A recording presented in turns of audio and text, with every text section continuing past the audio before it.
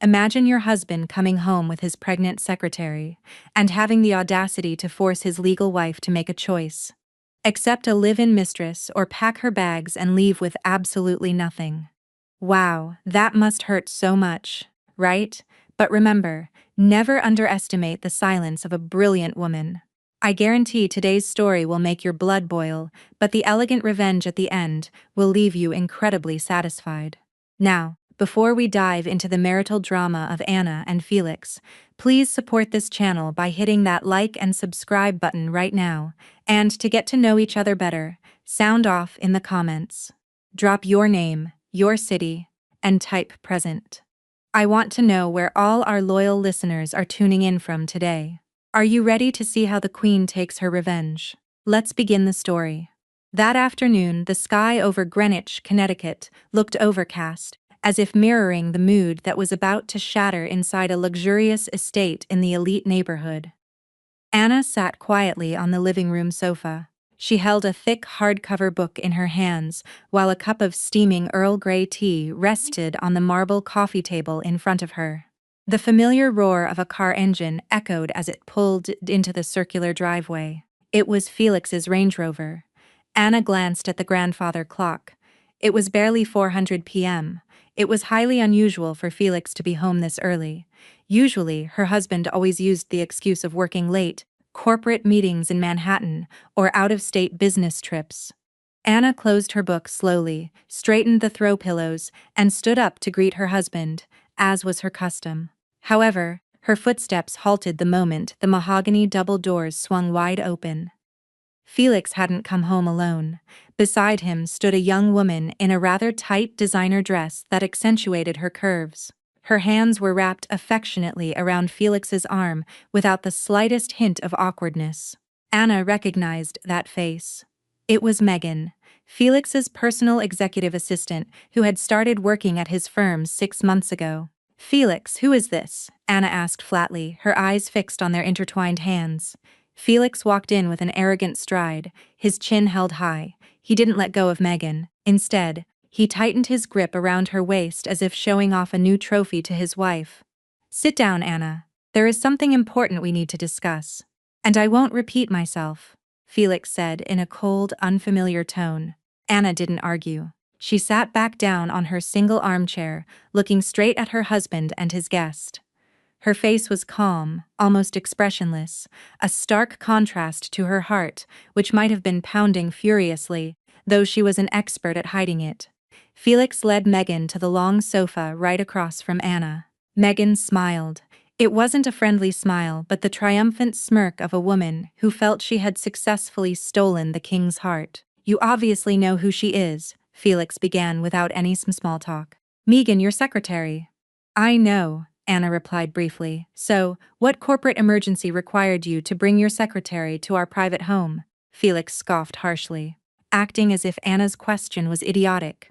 "Don't play dumb, Anna. I didn't bring her here for work." Felix looked at Megan, and his hand moved to caress her stomach, which was still relatively flat, but purposely pushed out. "Starting today, Megan is no longer just my secretary. She's carrying my child, the son I have always dreamed of as the heir to this family.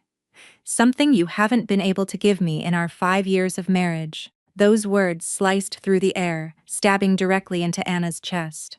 Yet, strangely, not a single tear fell down her cheeks. She simply stayed silent for a moment, reached for her teacup and took a slow sip, as if her husband's confession was nothing more than a boring weather report. "Oh," Anna responded shortly, "so that's why you rarely come home." Seeing Anna's freezing reaction, Felix's face turned bright red. He expected drama. He expected Anna to cry hysterically, beg on her knees, or scream at Megan. Anna's calm reaction actually bruised his ego as a man who thrived on dominance. "Why are you just sitting there?" Felix barked. "Your husband got another woman pregnant, and all you have to say is, 'Oh, where is your heart, huh?'" Megan chimed in, adding fuel to the fire. She rested her head on Felix's shoulder while giving Anna a condescending look. "Baby, be patient. Maybe Anna is just in shock. Poor thing. I mean, she's getting older. Maybe she realizes she can't compete with someone younger and more fertile like me." Megan's words were laced with venom. intentionally trying to provoke a reaction. Anna placed her cup back on the saucer with a sharp clink that made Megan jump slightly. "How exactly do you want me to react, Felix?" Anna asked, her piercing gaze locked onto his. "Do you want me to cry? Throw a tantrum and smash the vases in this house?" "I'm sorry, that's not my style. If you've decided to commit adultery, my tears are far too expensive to waste on a man like you." "Watch your mouth, Anna." Felix stood up, pointing a finger in her face. "You should know your place. You're barren. It's completely natural for me to find another woman who can give me a legacy. I am not barren. The specialists in New York said we are both perfectly healthy. It just wasn't the right time." Anna countered, calm but firm. "Excuses." Felix cut her off. "The proof is that Megan got pregnant within months of being with me. That means you are the problem." Megan giggled. The sound was incredibly grating to the ears. "Oh, stop it, Felix. Honey, don't get so angry. It's bad for the baby's stress levels. What matters is that you have me and our little champion now." Felix sat back down, trying to control his heavy breathing. He looked at Anna with an intimidating glare. "Listen to me very carefully, Anna, because Megan is carrying my child. I am not letting her live in that cramped Manhattan apartment anymore. She needs comfort. She needs the best care." Anna furrowed her brows, beginning to guess where this was going. "And starting today, Megan will be living here," Felix stated firmly.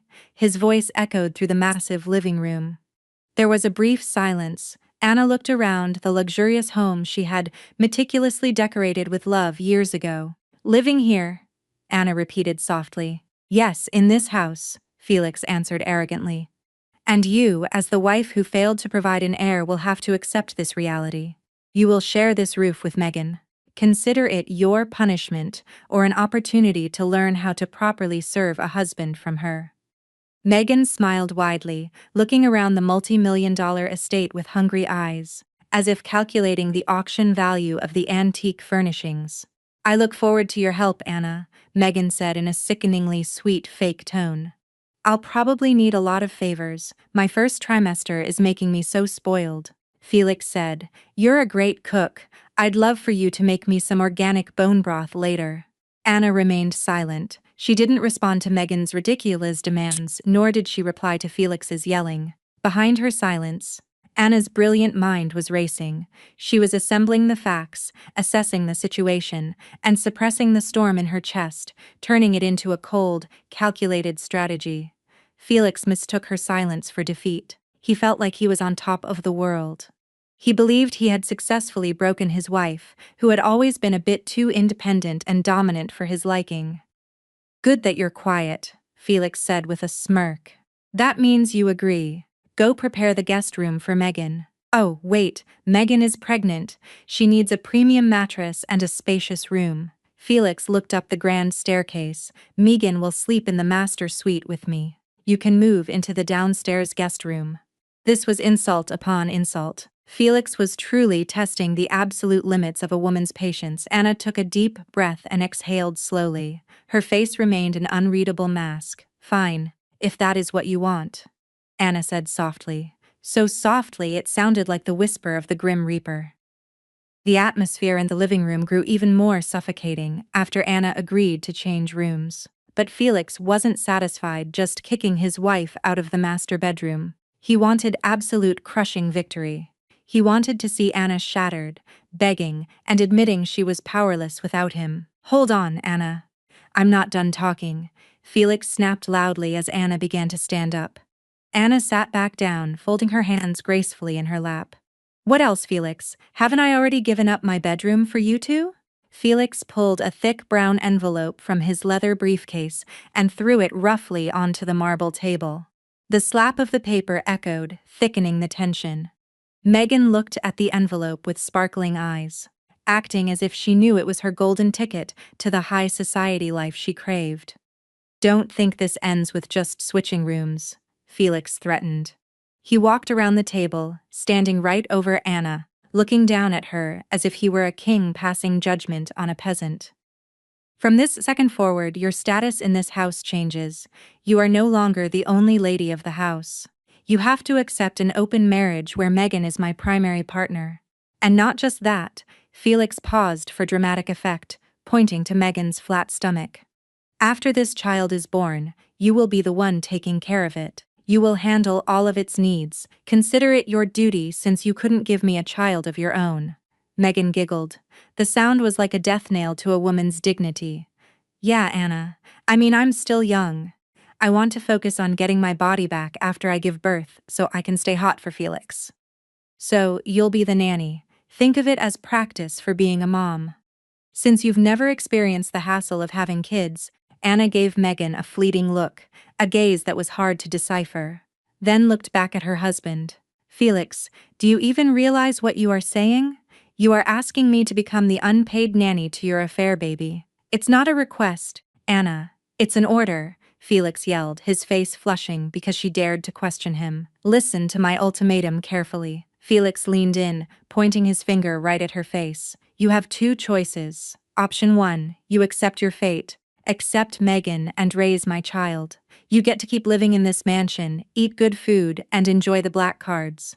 But you need to know your place is beneath Megan. Felix took a breath and smirked maliciously. Or option 2, you pack your bags and get the hell out of here right now. But remember, Anna, if you choose to walk out that door, you will lose everything. I will make sure you don't take a single dime of our wealth. You'll walk out with only the clothes on your back.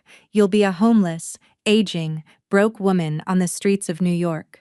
The threat felt incredibly real. Felix was radiating confidence because for their 5 years of marriage, he was the one who controlled the operational side of the company and managed the family finances. He forgot, or perhaps was too blinded by his own ego, to remember whose name was actually written on the legal documents. Megan clung tightly to Felix's arm, mocking Anna with her eyes.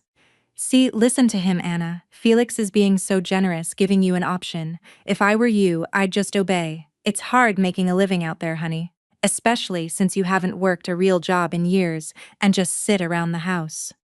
Anna remained silent for a long time.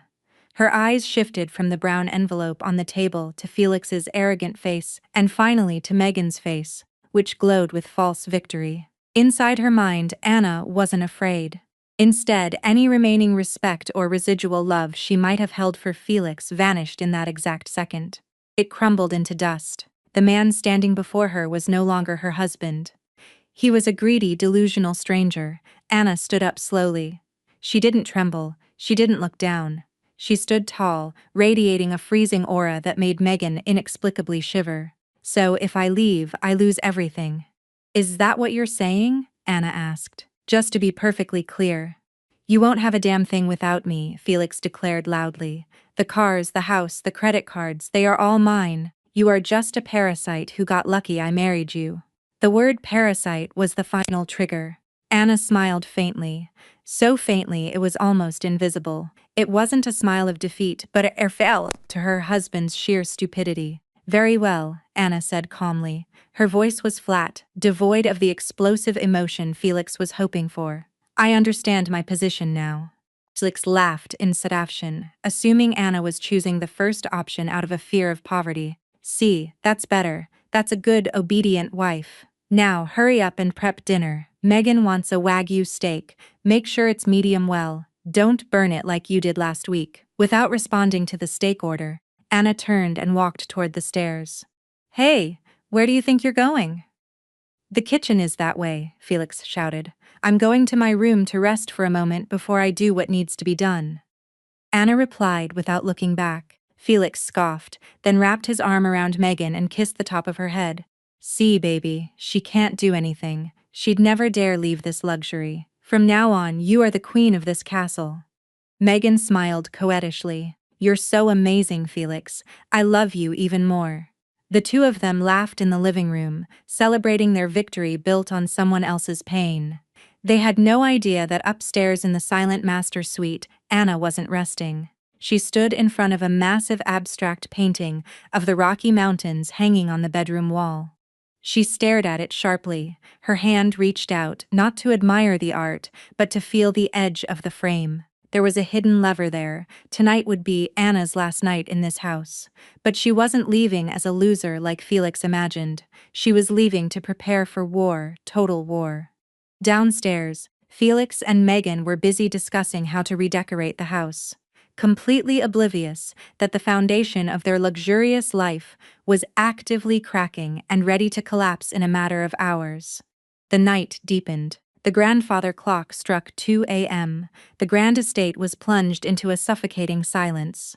Upstairs, in the master bedroom that should have been Anna's sanctuary, Felix's soft snoring could be heard. He slept soundly, feeling like he had conquered the world after successfully trampling his wife's dignity.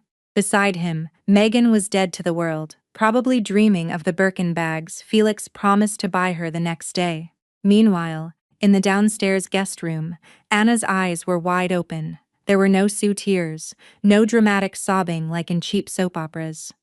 She sat perfectly straight on the edge of the bed, wearing practical all-black clothing instead of pajamas. Anna stood up slowly. Her footsteps were light, practically silent against the cold marble floors. She wasn't running away out of fear. She was executing phase 1. She slipped out of the guest room, quietly ascending the grand staircase to the second floor. Her destination wasn't the master bedroom, but a room at the end of the hallway, the private study. This was the one room in the house Felix rarely entered because he hated reading or dealing with complex paperwork. He preferred spending his time in the home theater or the basement game room. Once inside, Anna locked the heavy oak door silently. She turned on her phone's flashlight, not daring to flick on the main switch in case light seeped under the door. The dim beam hit the large abstract painting she had looked at earlier. With practiced ease, Anna slid the painting to the right. Behind it sat a digital steel safe. Felix knew the safe existed, but in his arrogance, he never cared what was inside. He assumed it only held Anna's grandmother's antique jewelry, which he deemed worthless. Felix only cared about the joint bank accounts and the platinum credit cards he carried in his wallet. Anna's slender fingers rapidly punched in the combination. Beep. The steel door swung open with a soft click. She ignored the velvet boxes containing the diamond jewelry Felix had bought for their anniversaries. To her, gifts from a trader were trash. Instead, her hand reached for a thick blood-red folder. The contents of this folder were the lifeblood of the entire empire Felix currently enjoyed. The deed to the estate, clearly stating the sole owner as Anna Barnes, her maiden name, not Felix. Additionally, it contained the physical stock certificates proving her 90% majority ownership of the Manhattan real estate firm left to her by her late father, an ironclad prenuptial agreement that cleanly separated their assets, and her passport. Anna smiled bitterly. Felix always bragged to his golf buddies that this house was his and that he built the company from the ground up. In reality, Felix was merely a CEO hired and appointed by Anna to manage the family assets, while she chose to play the role of a traditional housewife out of respect for him as the head of the household. Her biggest mistake had been trusting a wolf to guard the sheep. Besides the red folder, Anna grabbed a small but lethal item, a black external hard drive. This little device contained CCTV footage from Felix's office, records of offshore transactions, and hard evidence of the $5 million corporate embezzlement Felix had committed over the past 2 years to fund Megan's lavish lifestyle. Anna had quietly gathered it all with the help of a loyal internal auditor. "Enjoy your sleep tonight, Felix, because tomorrow your hell begins," Anna whispered softly, slipping the items into her leather backpack. She closed the safe, slid the painting back into place, and made sure no traces were left behind. She even wiped the dust off the frame with her sleeve. Perfect. Anna went back downstairs. She grabbed the small rolling suitcase she had packed earlier. It only contained simple clothes she had bought with her own money before they were married, along with basic toiletries. The thousands of dollars worth of evening gowns, designer heels, and Hermes bags Felix had bought her as hush money whenever he came home late were left hanging in the closet. She refused to take any remnants of that man. Before reaching the front door, Anna stopped in the grand dining room.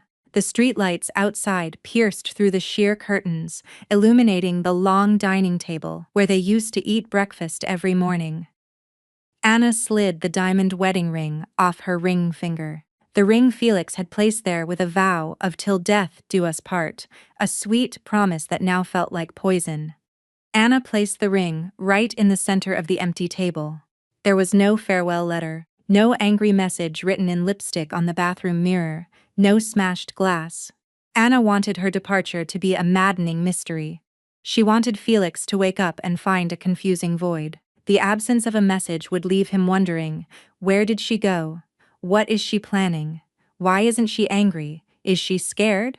The unknown is the greatest psychological terror for someone who believes they are in control. Anna walked to the front door and punched in the digital security code. Click. The door opened. The cool night air hit her face.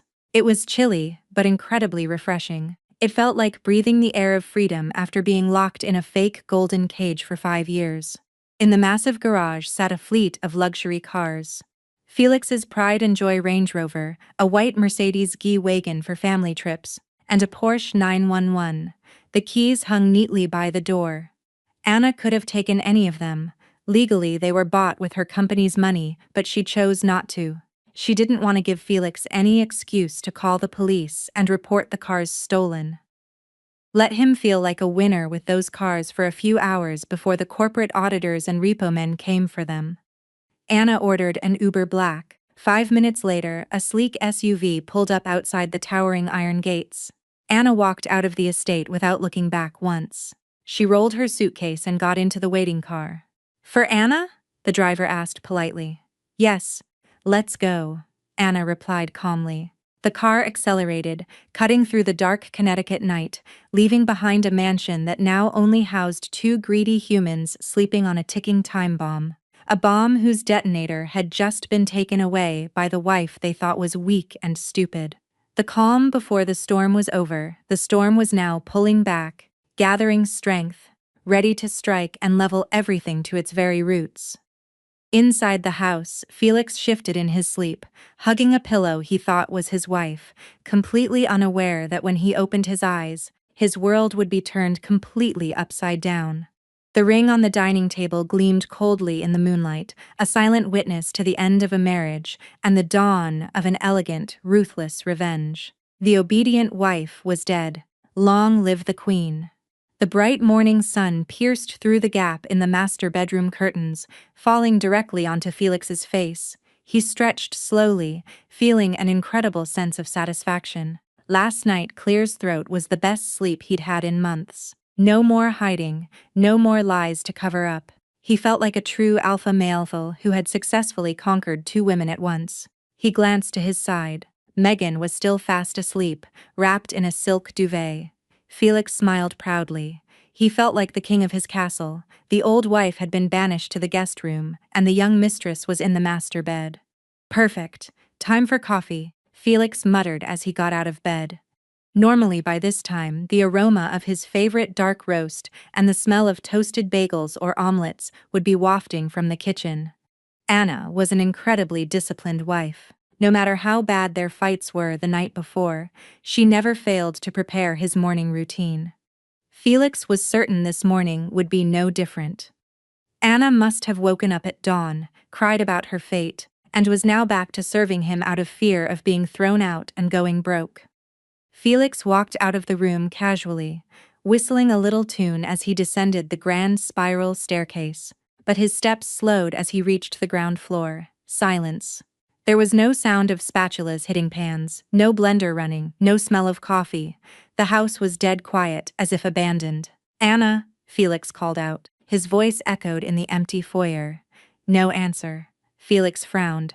"Anna, stop playing games, I want my coffee now," he yelled louder, getting annoyed that his morning routine was disrupted. Still nothing. Annoyed, Felix took long strides toward the downstairs guest room where he had banished her. He shoved the door open roughly. "Hey, didn't you hear?" The words died in his throat. The room was empty.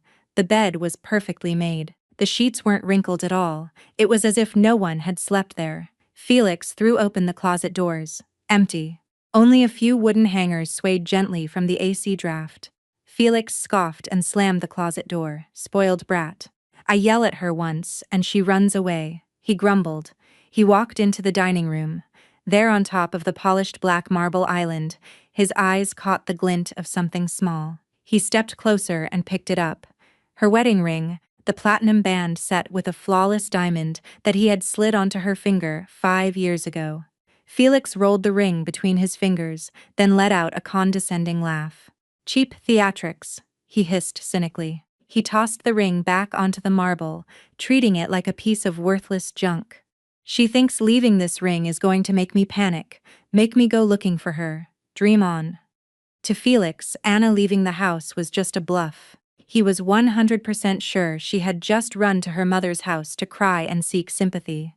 In 2 or 3 days max, she would be calling him in tears, begging to come back because she couldn't survive without his platinum credit cards. "Babe, why are you yelling?" Megan's whiny voice echoed from the stairs. She walked in wearing Anna's expensive silk robe that she had found in the closet. She looked groggy. "Where's your old wife? I'm starving." "The baby really wants those Belgian waffles Anna makes." Megan wed, rubbing her belly. Felix walked over and wrapped his arm around her waist. She ran away like a scared rat. Megan's eyes widened and then she burst out laughing. "Wait, seriously? Oh my God, she is so mentally weak. I thought she was this tough lady, turns out she's a crybaby." "Let her be," Felix said casually. "She probably ran to her mom's. Once her wallet runs dry, she'll come crawling back to kiss my feet." "But what about my breakfast, Felix?" Megan pouted. "Relax, we have the housekeeper." "Martha," Felix yelled, calling for the part-time maid. An older Hispanic woman hurried in from the prep kitchen in the back, looking terrified. "Yes, sir." "Ma'am, sorry, I just got here. The front gate was left unlocked, so I let myself in. Make breakfast right now. Belgian waffles with fresh berries for Megan and a black coffee for me." "Hurry up," Felix ordered. Martha looked confused, her eyes darting around, searching for the lady of the house. "I'm sorry, sir. Where is Mrs. Anna?" "Usually, she keeps the specialty baking ingredients locked in the pantry. Don't ask so many questions." Megan suddenly snapped, making Martha jump. "Anna isn't here anymore. I'm the lady of the house now. Find the ingredients. If we don't have them, go buy them. Do I have to teach you how to do your job?" So slow. Martha swallowed hard and looked down in fear. In the 5 years she had worked there, Anna had never raised her voice at her. Anna was always polite and often insisted Martha sit and eat breakfast with her. But this young woman radiating toxicity was entirely different. "Yes, ma'am." "Right away," Martha squeaked, rushing back to the kitchen. Felix smiled at Megan's assertiveness. "That's my girl. You definitely deserve to run this house. You're firm, not soft like Anna." They sat at the kitchen island, enjoying the morning with supreme arrogance. Felix unlocked his phone and quickly checked his mobile banking app. He smiled, seeing the string of zeros still in the account. He didn't realize that the email notification regarding the frozen assets hadn't come through yet, because the bank's automated systems wouldn't process the freeze until exactly 9:00 a.m., when Wall Street opened. "Hey babe," Megan said with her mouth full. "Let's go shopping in the city today. We didn't get to buy that crazy expensive luxury stroller yesterday. Now that the buzzkill is gone, we can swipe your card without listening to her lectures on being frugal." "Done," Felix said smoothly. "Get whatever you want. Today we celebrate our freedom from that witch." "Oh, and Felix." Megan eyed the ring on the counter. "Can I have Anna's ring? It's a waste to throw it out. The rock is huge." Felix glanced at it and nodded. "Take it. It might be a little loose on you, but we can get it resized at Tiffany's. Consider it the spoils of war." Megan squealed with delight, grabbed the ring and slid it on. "A bit big but gorgeous." "Thanks, babe." They laughed together. A laugh that bounced off the cold walls of a house that very soon would no longer belong to them. That morning might have felt empty for Anna. But for Felix it was the brightest morning before the sun permanently set on his life. The most exclusive high-end shopping center on Fifth Avenue in Manhattan was glittering under crystal chandeliers that afternoon. Felix walked with confident, heavy strides, holding hands with a beaming Megan. They dressed to be noticed. Felix wore a custom-tailored designer blazer, while Megan wore a tight dress showcasing her figure, complete with a $15,000 Birkin bag she had bought last week. "Babe, let's go into that boutique, Little Royal." Megan wed, pointing to an ultra-luxury baby store whose window display alone screamed old money. I heard they have a $50,000 gold-plated bassinet that the Hollywood celebrities use. Anything for you and my boy? Felix laughed, intentionally speaking loudly, so the shoppers nearby would look at him in awe. Let's wash off the bad luck of living with that wicked witch. They stepped into the boutique and a sales associate immediately greeted them with fawning politeness, smelling the money on Felix. Megan practically ran around like a kid in a candy store. She pointed out a $50,000 stroller, a custom mahogany crib for $30,000, and imported organic silk baby clothes that cost more than a normal person's monthly rent. This is gorgeous, Felix. The color matches our nursery perfectly, Megan said, holding up a cashmere blanket. Wrap it up, Felix ordered the trailing associate, and get the most expensive, safest car seat. My son isn't riding in cheap plastic. Right away, sir, the associate said, eyes shining at the thought of a massive commission. After nearly an hour, Megan's pile of luxury goods towered at the register. The total came out to an eye-watering amount, $128,500, a number that would make an average person dizzy, but to Felix it was just crumbs from the empire he thought he owned. Your total is $128,500, sir, the cashier said with a polite smile. Megan nudged Felix, whispering, Babe, isn't this a bit much? What if Anna finds out? Felix scoffed. She's gone, Megan. She has no right to tell me how to spend my money anymore. Let her see the statement. She'll probably have a stroke in whatever cheap motel she's staying at. With slow, dramatized movements, Felix pulled out his leather wallet. He slid out a heavy matte black metal card, the MX Centurion black card, the ultimate status symbol he used to brag about to his country club friends. Run it as credit, Felix said arrogantly, handing the card over with 2 fingers. The cashier took it respectfully and slid it into the terminal. Felix leaned against the counter, busy texting his luxury car club group chat, completely ignoring the cashier's increasingly confused expression. Beep, the terminal let out a long, harsh error sound. A small receipt printed out, but it wasn't an approval. I'm sorry, sir. The card declined, the cashier said hesitantly. Felix stopped typing.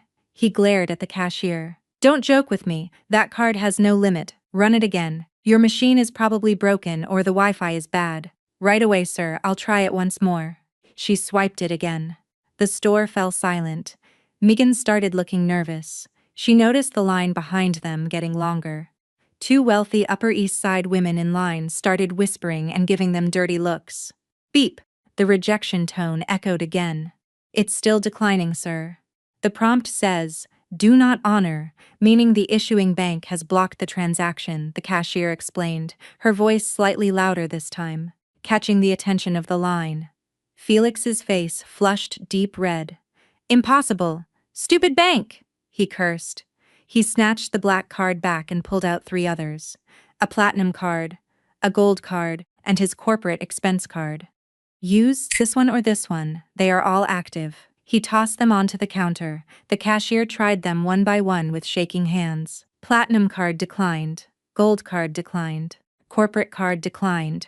Babe, what's going on? This is so embarrassing. Everyone is looking. Megan whispered frantically, her face pale as she heard the women behind them stifling a laugh.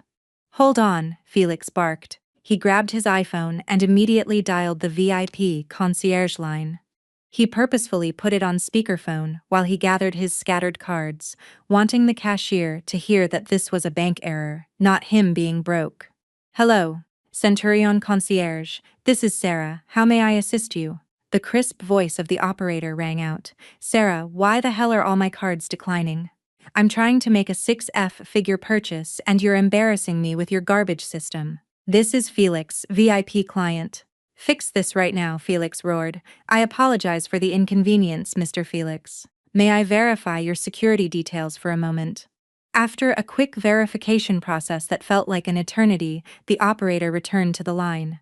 Her tone had shifted. It was now strictly formal and icy cold. Thank you for waiting. According to our system, every credit card under your name has been permanently blocked and deactivated as of 9 a.m. Eastern Time today. Blocked? Who authorized a block? I never requested that. I will sue you if you're messing with me. Felix screamed hysterically. Every customer in the boutique was now staring at him. I apologize, sir. The operator replied calmly, her voice crystal clear over the speaker. You are listed merely as an authorized user. The block was executed at the direct request of the primary account holder and owner of the linked funds, Mrs. Anna Barnes. She has also officially revoked your access to all banking facilities connected to her portfolio. Felix's heart essentially stopped beating. What? He stammered. Authorized user. But I'm her husband, that's my money. Systematically, sir, the portfolio is a sole proprietorship account under the name Anna Barnes. You were granted access as a supplementary user, and that power of attorney has been legally revoked. As of right now, your available balance with this institution is 0. Is there anything else I can help you with? Felix ended the call with violently shaking hands. He nearly dropped his phone. He looked at the cashier, who was now staring at him with a mix of pity and disgust. He looked at Megan, who took a physical step back from him as if he had a contagious disease. Felix, you don't have any money, Megan asked softly, her voice dripping with disbelief. This is a misunderstanding. Anna, she's just bluffing.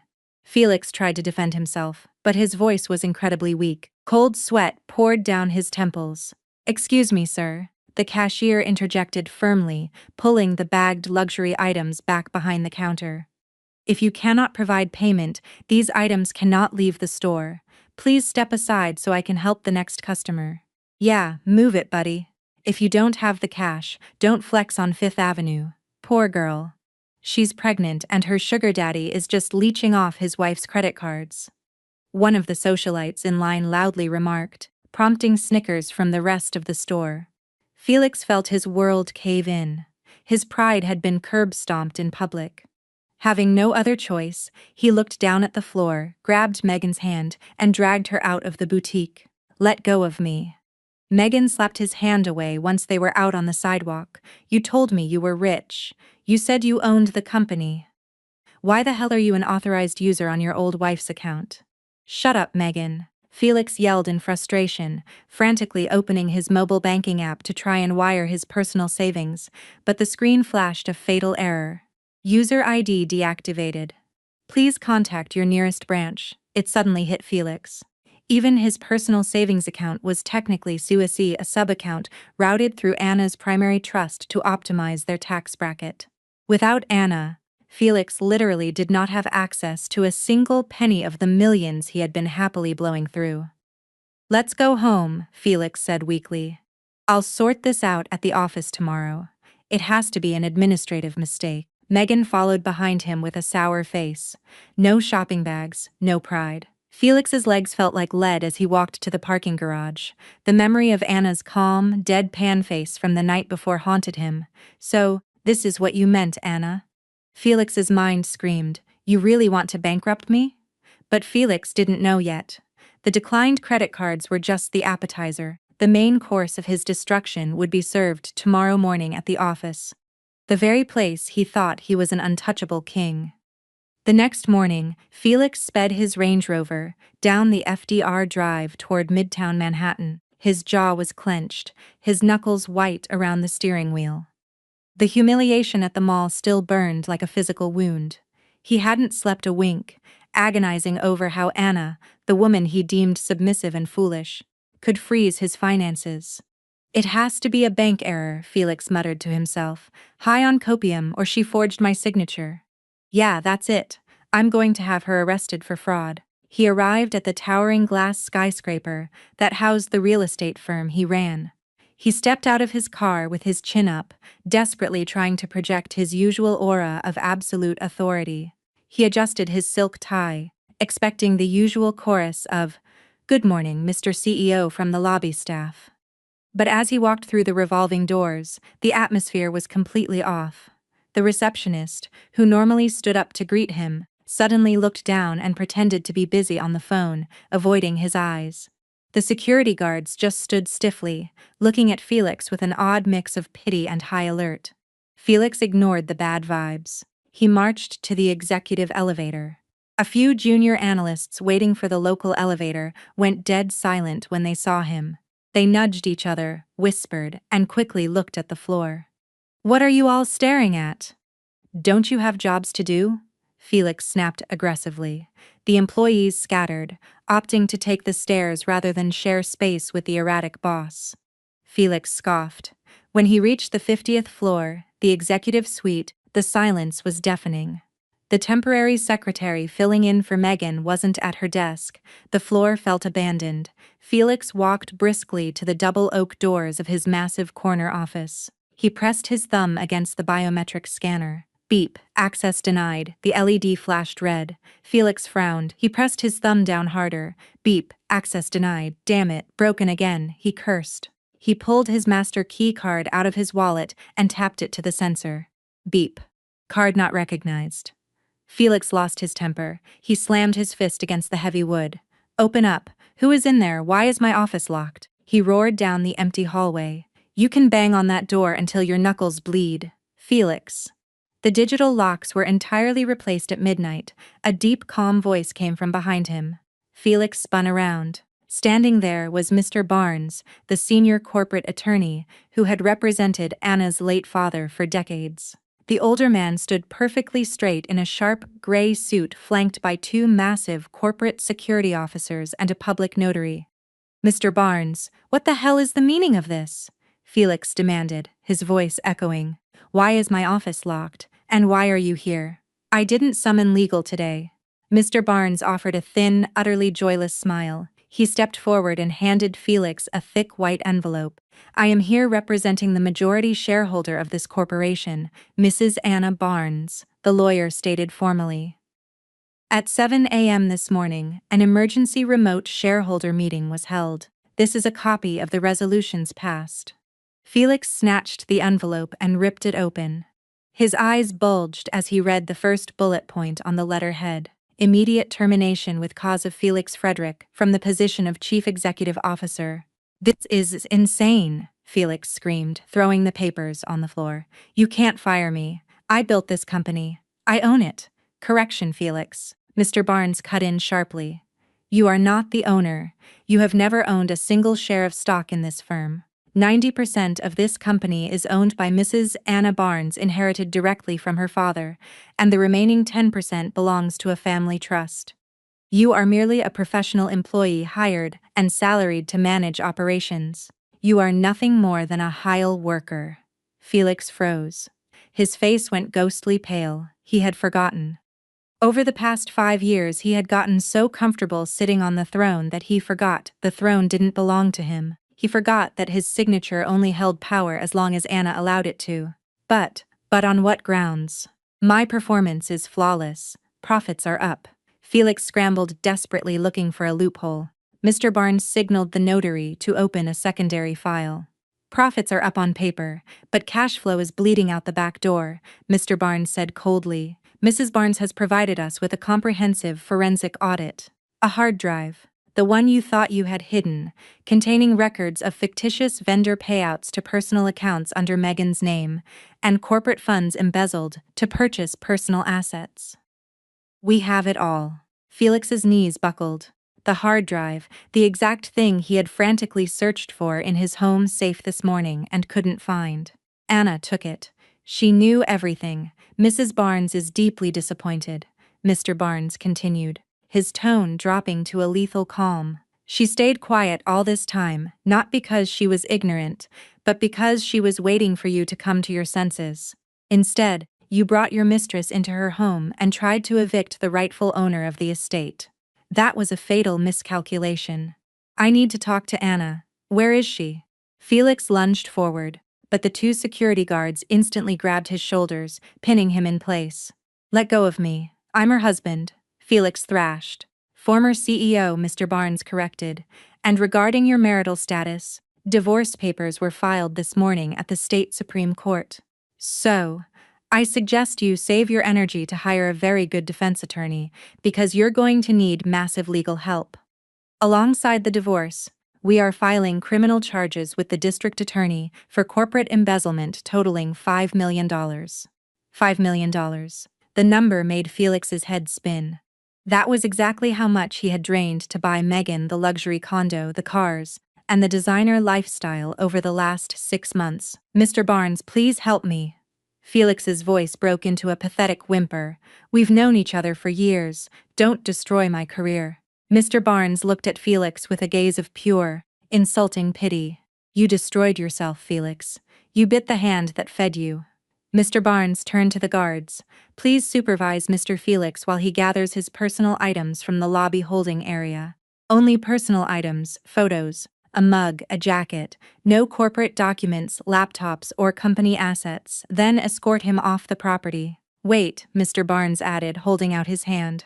"Your vehicle. Hand over the keys to the company Range Rover right now. That is a corporate asset and your perks are revoked as of this second." Felix stood paralyzed. No job, no salary, no bank accounts, and now no car. With hands shaking violently, he reached into his pocket and pulled out the key fob he had proudly showed off that morning.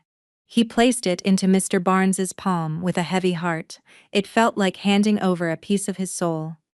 "Thank you for your cooperation. Leave the building," Mr. Barnes finalized, turning his back and walking away, leaving Felix standing in the hallway like a piece of trash, waiting for the dumpster. Felix walked numbly, flanked by the guards. As he was marched through the lobby, he felt the stares of hundreds of employees.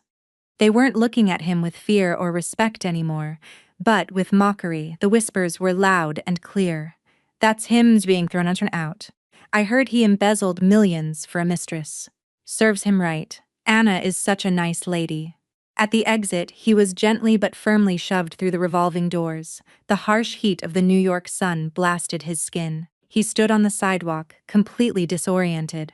He dug into his pockets for his phone to order an Uber, but remembered his ride-sharing apps were tied to the dead credit cards. He searched his pockets for cash. Empty. His wallet was just a graveyard of useless plastic.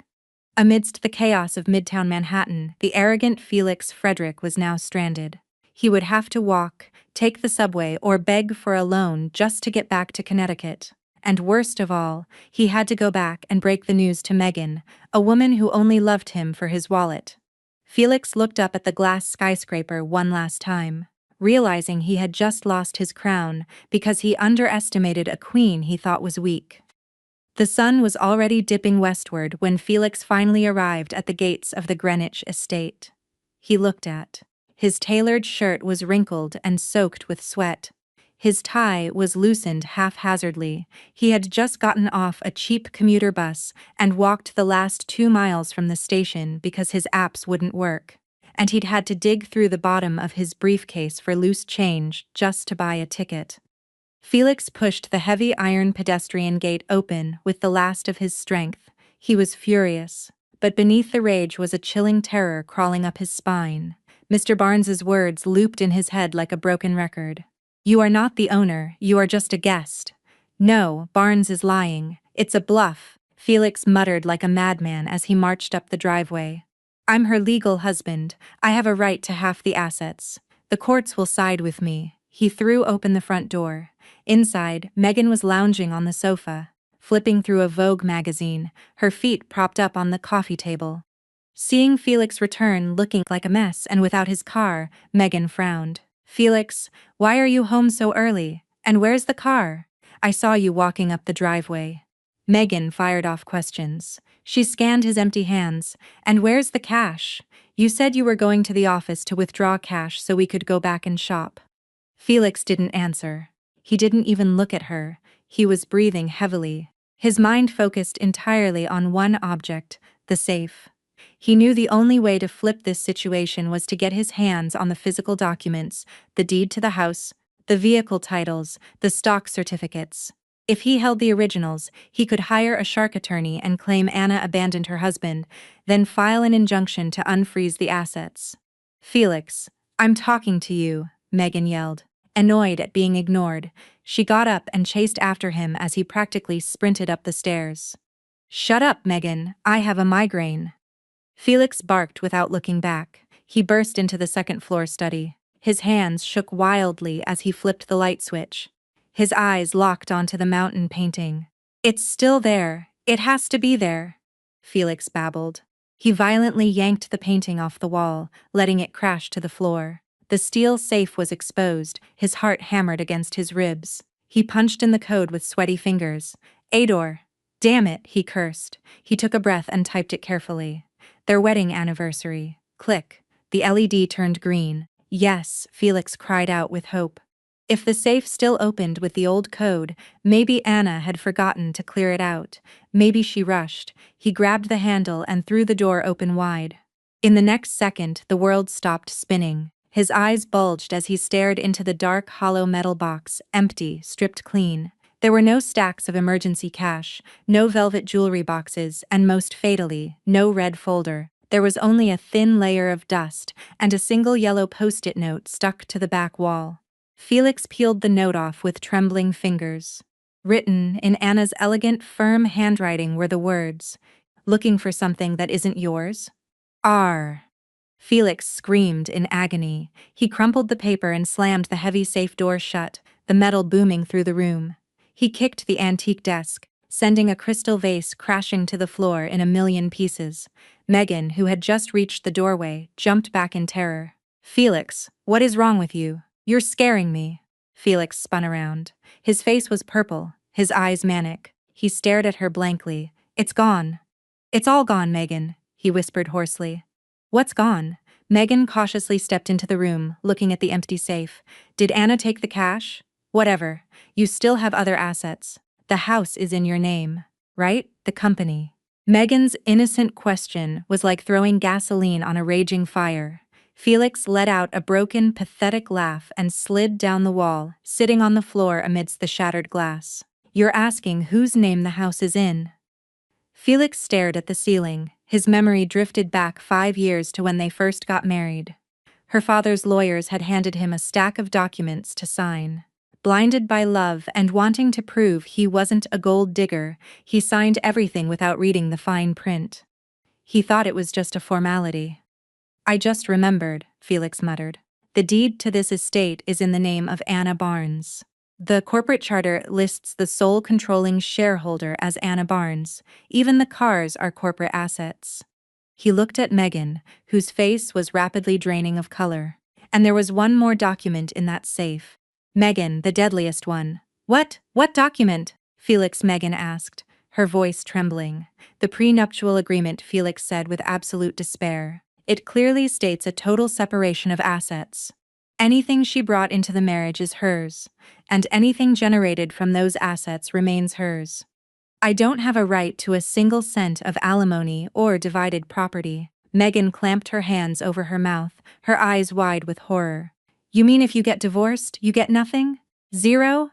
A big fat zero?" Felix choked out, "and she took all the physical originals. Without those papers, I can't mortgage this place. I can't sell it. I can't even prove I lived here as an owner." Those missing documents were the death warrant for Felix's social status. Anna hadn't killed him physically. She had assassinated him financially and legally. She evicted him from the reality he were ripped. "Then what happens to me?" Megan's voice pitched into a frantic shriek. "I'm pregnant with your baby. You promised me a house, a car, a luxury life. If you're broke, who is going to pay for me?" Felix glared at Megan, the woman for whom he had betrayed a wife as perfect as Anna. Before, Megan looked beautiful and seductive. Now, as he hit rock bottom, her face just looked greedy and demanding. "You're only thinking about yourself," Felix snapped. "I just got fired. My car was repossessed. My account's frozen, and now I realize I don't even own a house. We could get evicted any minute." "Fired?" Megan shrieked, her knees going weak. The thought of living poor, taking the subway, eating cheap takeout, and having nothing to flex on Instagram was her ultimate nightmare. "You're lying, right? This is a prank." She grabbed his shoulders and shook him. "Tell me you're lying. How could a CEO get fired by his own wife? She's not just my wife, you idiot. She's the majority shareholder. She's the real boss," Felix yelled. Pushing her hands away, silence swallowed the room. After Felix's yelling faded, the only sound was their heavy breathing. Surrounded by broken glass, Felix finally realized how fragile his sandcastle had been. He thought he was the king because he sat on the throne, oblivious to the fact that the throne belonged to the queen, who was simply generous enough to let him keep the seat warm. And the moment the queen demanded it back, Felix fell flat on his face. Outside the window, dark clouds gathered. A heavy thunderstorm was brewing, ready to unleash a downpour to perfectly cap off the worst day of Felix's life. The missing documents weren't just paper. They were the official verdict that his glamorous life had officially ended. That night, the multi-million-dollar estate felt like a maximum security prison. The clock showed 8:00 p.m., but the atmosphere was anything but peaceful. There were no more sweet giggles or pet names, just a thick, suffocating tension.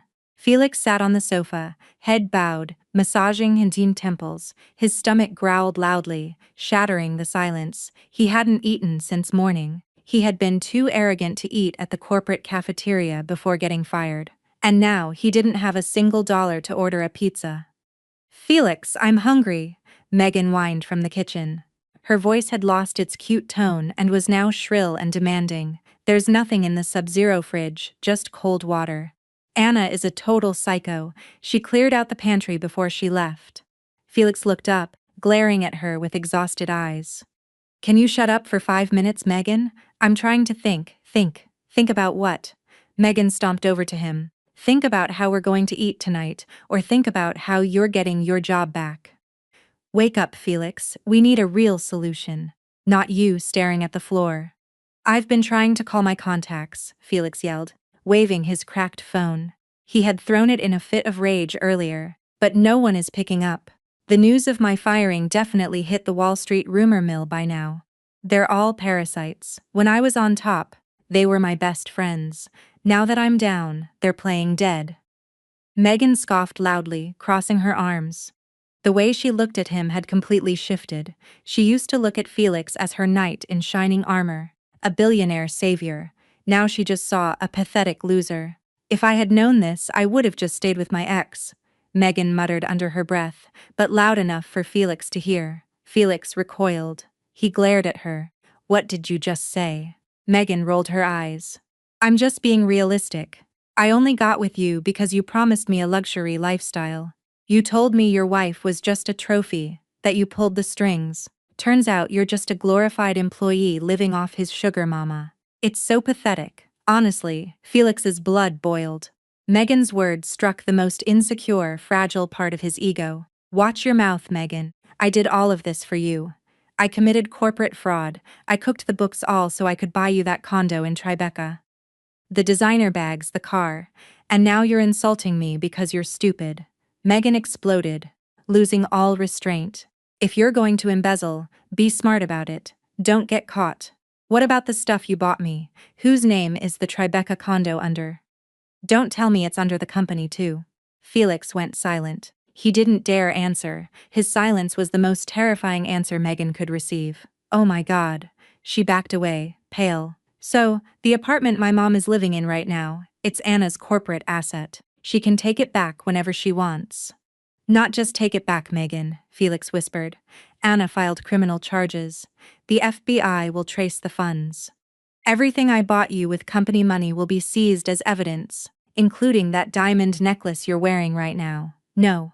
No way." Megan screamed hysterically. She clutched the necklace tightly. "This is mine. I gave up my 20s sleeping with an old man like you. I refuse to be poor again, old man." Felix stood up, his eyes blazing. "You're calling me an old man. Yesterday I was handsome and your prince. Now I'm an old man because it's the truth." Meg spat viciously. "You're old, bankrupt, and ugly. If it weren't for the black card, I wouldn't have looked at you twice. I'd rather find a young guy with real money." Slap. A heavy backhand landed across Megan's cheek.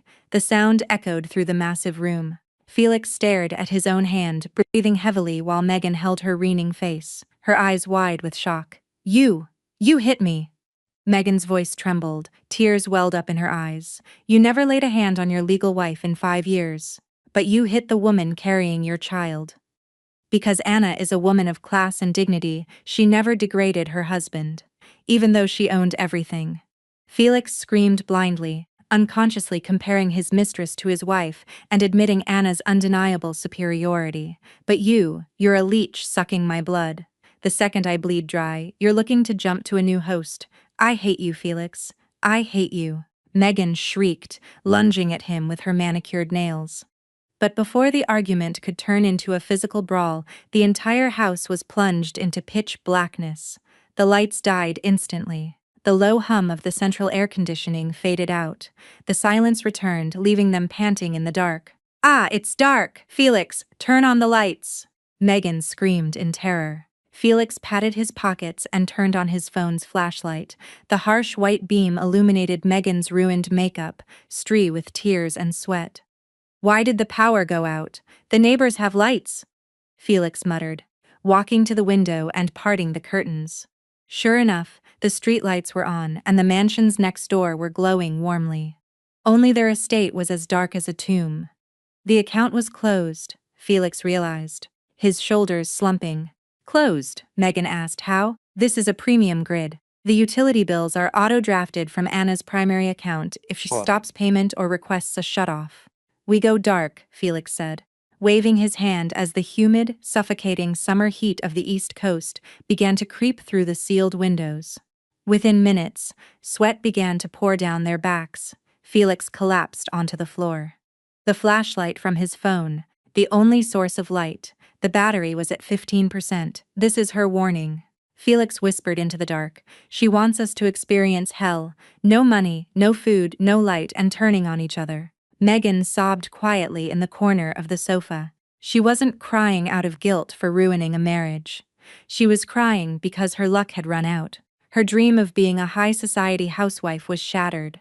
Instead, she was trapped in a hot, dark house with a violent, broke man. I want to go home tomorrow, Megan sobbed. I'm going back to my hometown. Go ahead, Felix replied coldly. Walk there, because I guarantee tomorrow morning Anna's people will be here to throw us out. So enjoy your last night in a mansion. Even if it's hot and dark, at least the roof is expensive. It was the longest night of their lives. They sat on opposite ends of the room, swallowed by darkness and agonizing heat. There was no more love, no more lust, only profound disgust and a regret that came far too late. The forbidden relationship, built on a foundation of money and betrayal, shattered into a million pieces the moment the Queen's light was extinguished. Outside, the wind howled as if mocking the two fools who were now reaping the hurricane they had sowed. A week had passed since the night the power was cut. A week that felt like a century for the occupants of the luxury estate that now felt like a haunted house. Without AC, without running water, the electric pump was dead. And without a single dollar, Felix and Megan were living like squatters in a palace. They survived by selling small portable items, designer wall clocks, a toaster, Megan's shoes to pawn shops down the road just to buy fast food and gallon jugs of water. Their appearance was appalling. Felix, once clean-shaven and sharp, now had a patchy, unkempt beard. His skin was greasy, and he smelled terrible due to a lack of showers. Megan was worse. Her hair was a greasy mess, her face pale without makeup, and her small baby bump looked tragic, hidden under a wrinkled, stained t-shirt. That afternoon, the sun was blistering hot, threatening to bake them alive. Felix was sitting on the front porch steps, staring blankly at the empty cul-de-sac. Suddenly, a sleek, black Cadillac Escalade pulled up right in front of the towering iron gates. It wasn't an Uber or a debt collector. It was the kind of vehicle that radiated absolute power. A uniformed driver stepped out and opened the rear passenger door. Felix's heart hammered against his ribs. A pair of crimson designer heels stepped elegantly onto the pavement. Following the heels was a woman who made Felix stop breathing. It was Anna, but it wasn't the Anna he knew, the submissive wife in house clothes with a timid smile. The woman standing there was wearing a pristine, tailored ivory pantsuit. Oversized Tom Ford sunglasses rested on her nose, and her hair, usually tied up in a messy bun, fell in perfect luxurious waves. Her aura was overpowering, dominant and icy cold. Behind her stepped out Mr. Barnes with his leather briefcase, followed by 4 massive private security contractors in black suits. Anna, Felix hissed. A spark of idiotic hope ignited in his eyes. He thought Anna had come to save him, or at least that she wasn't angry anymore. Felix scrambled up and jogged to the gate, completely forgetting how repulsive he looked. "Baby, you came back!" Felix cried out, his voice raspy. With shaking hands, he unfastened the padlock he had put on the gate from the inside to keep out repo men. As the gate swung open, Felix opened his arms, trying to hug his wife. "I knew you'd come back. I'm so sorry, Anna. I lost my mind. This house is a nightmare without you." But Felix was stopped dead in his tracks. Two security contractors stepped forward, crossing their arms to block him, ensuring he couldn't get within 3 feet of her. "Do not touch my client," Mr. Barnes warned sharply. Anna slowly removed her sunglasses. She looked Felix up and down from his greasy hair to his scuffed shoes. The look wasn't hateful, it wasn't angry, it was purely disgusted, as if she had stepped in dog crap. "You smell, Felix?" Anna said flatly. 3 words, but the impact hit harder than a freight train. "Anna, please. I'm your husband. Let's go inside and talk." "Okay, I can explain." He was hyperventilating. Megan was a mistake. I swear I'll throw her out right now if you want me to." He was ready to discard Megan in a heartbeat just to get his comfortable life back. From the front door, Megan emerged looking terrified. She had heard the commotion. Seeing Anna looking like a Fortune 500 CEO, Megan's courage evaporated. She hid behind a porch pillar, holding her stomach. Anna ignored Felix's pleading. She walked right past him, flanked by her guards, heading straight for the front door. Felix trailed behind her like a lost puppy, begging, "Anna, listen to me. I was wrong. I'm sorry, but you didn't have to go this far. Cutting the power, freezing the bank. That's cruel. I haven't eaten a real meal in days." Felix wed. Anna stopped at the threshold. She scanned the disastrous living room. Empty water bottles littered the floor. Fast food wrappers piled up on the expensive marble table, staining it with grease. The air smelled stale and foul. "This house," Anna shook her head slowly. She swiped a finger across the dusty table, then wiped it off with a wet wipe handed to her by an assistant. "I leave for 1 week and it turns into a rat's nest. That's because the maid didn't come. Martha quit because she wasn't paid." Felix defended himself. Anna turned and glared at him. "Do you realize something, Felix? For 5 years you thought you were the king. You thought this house cleaned itself. You thought the gourmet meals cooked themselves. I managed all of it, and in your sheer arrogance, you brought another woman into the palace. I maintained with my own sweat." Anna glanced at the pillar where Megan was hiding. "Come out," Anna ordered. Her voice wasn't loud, but it carried an undeniable authority. Megan crept out, shaking. She looked down, not daring to meet Anna's eyes. Mrs. Anna, please don't call me that. We are not friends." Anna cut her off coldly. "Felix, this is our house.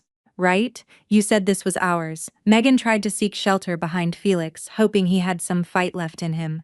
Felix looked at Anna, then at Megan, completely lost.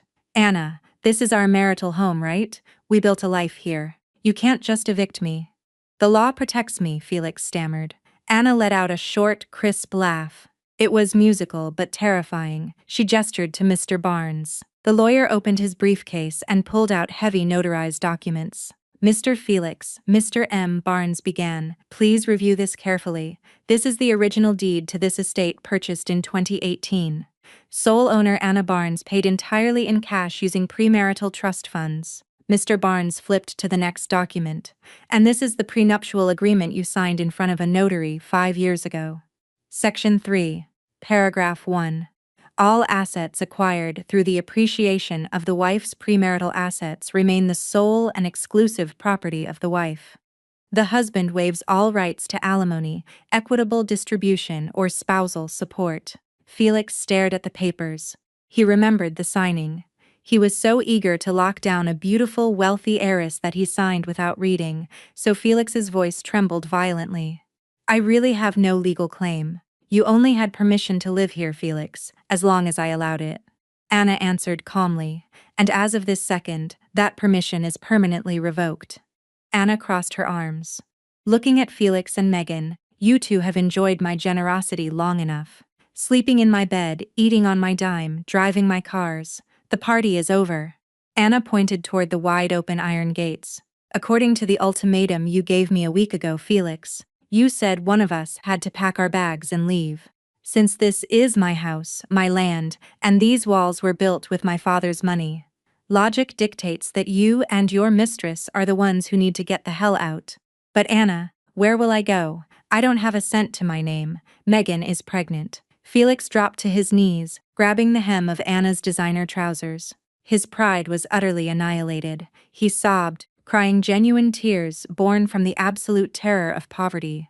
Anna kicked her leg back, shaking him off, and took a step away. Her face remained a stone mask, entirely unmoved by his crocodile tears. That is no longer my problem. Felix, when you decided to get her pregnant and kick me out, you chose your own destiny. Anna turned to the head of her security detail. Clear my property of this trash. I want this house sterilized in 10 minutes. Drag them out if you have to.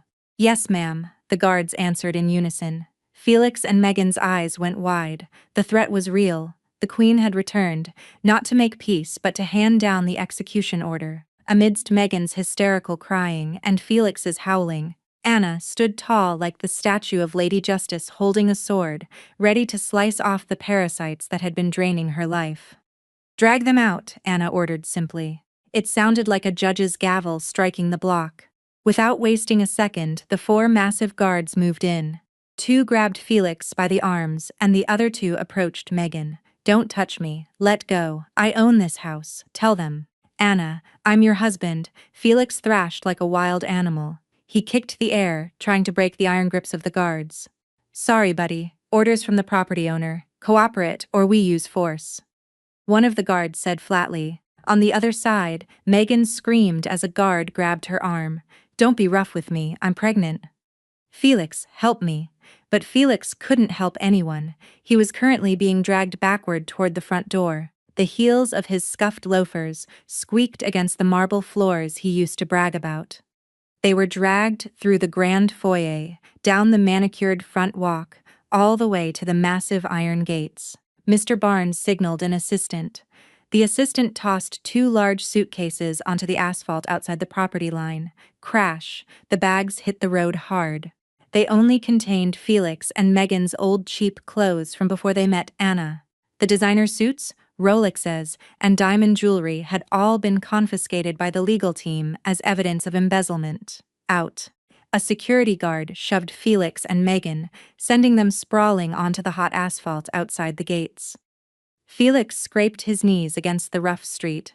Megan stumbled but managed to catch her balance, collapsing onto the curb by the dry storm drain. Panting heavily, Felix looked back. His appearance was ruined. His shirt was torn at the shoulder from his own thrashing. He was covered in sweat and dirt. There, standing behind the wrought iron gates, was Anna. She didn't step an inch past her property line. She stood firmly in her domain, looking down at the 2 humans who now looked as small as ants. The late afternoon sun cast a halo around Anna, making her glow, while Felix and Megan sat in the dark shadows of their own ruined lives. Felix crawled to the gate, wrapping his trembling hands around the iron bars. Anna, please. His voice was broken. Don't do this. I have nobody else. My parents are gone. My friends won't take my calls. If you throw me away, where will I sleep? Give me a second chance. I swear I'll be a good husband. I'll leave Megan right now. Hearing that, Megan whipped her head around. Her eyes bulged with rage. Felix, are you insane? You're going to abandon me and your baby for money? Shut up! Felix screamed at her, then looked back at Anna with pathetic, pleading eyes. See, I don't love her. It was just a mistake. Please open the gate. Anna took 1 step forward, her face close to the bars. She looked deep into Felix's eyes. There was no love left, only the ruthless resolve of a woman who was done playing games. Remember what you said to me last week, Felix? Anna asked quietly, her words slicing like razor blades. Felix froze. The memory slammed into him. Anna continued, perfectly mocking his arrogant tone from that day. You have to accept being second place and raise the baby. Or you pack your bags, walk out, and lose everything. Anna smirked. Now that exact sentence applies to you. You didn't want my loyalty, so you can pack your bags, walk out, and lose everything. Fair is fair, isn't it? But I don't have a dime, Anna. You froze my accounts. My wallet is empty. You have legs, Felix, and you have a brain, even if you rarely use it. Anna insulted him sharply. You're a man. Go get a job. Start from zero. Feel what it's like to earn the honest money you so casually threw away on that woman. Anna shifted her gaze to Megan, who was weeping on the asphalt. And as for you, Megan, Anna said, congratulations, you won. You successfully stole Felix. Take him. He's all yours, complete with his poverty and his massive legal debts. Enjoy the true love you two bragged about without my bank account. You're a monster, Megan screamed in frustration. I'm not a monster, I'm just putting the trash where it belongs, Anna replied coldly. Anna gave a subtle hand signal. The security guard pressed a button on the remote. The massive iron gates began to slide shut, where the sound of the motorized gate was like a victory anthem. Anna, wait, Anna. Felix tried to hold the gate back with his hands, but the motor was far too powerful. The guard swatted his hands away so they wouldn't get crushed. Enjoy your new lives, Anna said one final time before the gap narrowed. I hope your love is enough to buy formula for that baby. Clang! The gates locked shut perfectly, securing Anna inside her peaceful sanctuary, and leaving Felix and Megan outside in the cruel, sweltering heat. Silence fell over the street. A few wealthy neighbors who had heard the commotion stepped out of their mansions, watching from afar, pointing and whispering. An overwhelming wave of humiliation crashed over Felix. The respected CEO was now a neighborhood spectacle. Sitting in the gutter like a beggar, Felix turned to Megan. Clear's throat. Megan glared right back. This is all your fault, Megan screamed, throwing her sandal at his chest. If you didn't act like a fake billionaire, I never would have slept with you. What am I supposed to do now? My fault? Felix screamed back, the veins in his neck popping. You're the gold digger who demanded the cars and the apartments until I had to steal from the company. You're a curse. The two of them stood on the sidewalk, screaming and blaming each other, becoming a pathetic, free sideshow for the neighborhood. Felix eventually grabbed his cheap suitcase and stormed off down the road without a destination, leaving Megan limping behind him, screaming curses. Behind the high walls, Anna turned her back to the street. She took a deep breath, inhaling the sweet scent of the blooming hydrangeas in her garden. The air had never felt so fresh. The suffocating weight that had crushed her chest for 5 years was completely gone. Mr. Barnes offered a respectful smile. It's handled, Mrs. Barnes. I will proceed with the divorce filings and coordinate with the district attorney on the criminal charges. Thank you, Mr. Barnes. Anna smiled genuinely. It was her first real unburdened smile in a long time. Now I am going to order a premium sushi platter from Nu and an iced matcha latte. I'm absolutely starved. Anna walked gracefully back into her pristine home. Her steps were light. She was no longer the silent, obedient wife. She was the queen who had successfully cleansed her castle, ready to begin a new, much happier life. Alone but undeniably powerful.